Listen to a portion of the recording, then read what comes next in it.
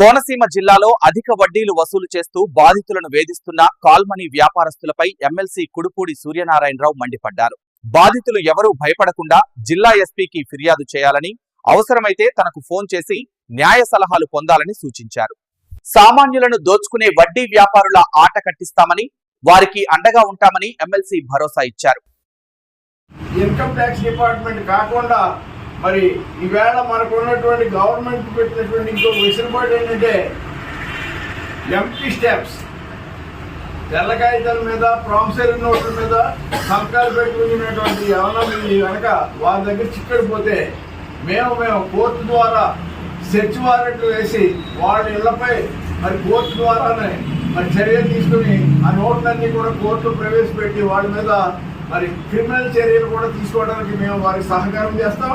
అంటే సోదరులారా, మీరందరూ కూడా తప్పకుండా మన ఎస్పీ గారు ఇచ్చినటువంటి సదావకాశాన్ని మీరు ఉపయోగించుకోండి. ఈ బాధితుల నుంచి రక్షింపబడండి. ఎందుకంటే చాలా హానిస్ట్ ఆఫీసర్ అయినా వారి గురించి మీరు ఏమీ కూడా సందేహించవద్దు.